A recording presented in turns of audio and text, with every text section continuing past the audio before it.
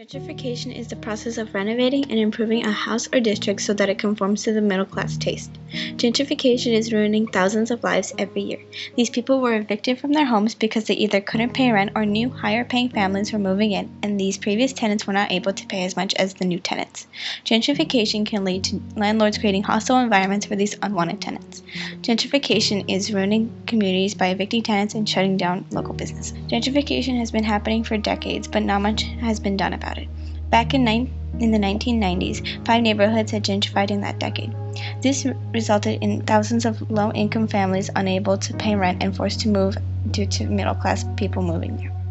Gentrification is a process that has hurt so many people and can result in recently diverse neighborhoods to become entirely white. Even a short while after segregation became illegal, there were still people of color being evicted from their homes due to gentrification. In a 1982 study called Residential Displacement: Extent, Nature, and Effects found that roughly 8.5% of urban families were displaced from their homes between 1970 and 1977 by either eviction, public action, reoccupation, or the changing state of the neighborhood.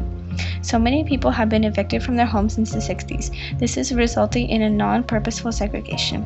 An example of gentrification is shown in Raisin in the Sun by Lauren Hansberry. To the younger family, gentrification makes their lives harder by taking away many opportunities.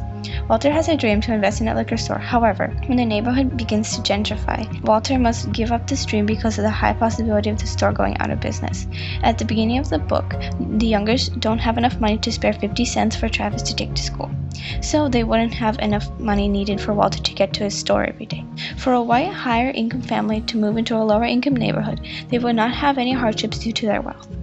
On the other hand, when the youngers moved to Clybourne Park, they would have many struggles as everything is more expensive. Although most gentrification is already gone, the effect of it is still going on.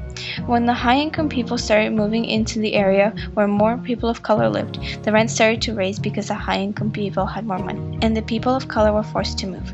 This still affects people now. Most people of color live in worse neighborhoods because that is all they can afford. It becomes a cycle that a certain group of people has a set amount of income and live in a particular place. The effect of gentrification does not only have to do with housing, it also relates to health. Some health effects of gentrification are non-healthy food choices, poor quality schools, little available transportation, and so much more. Gentrification is completely unjust and wrong.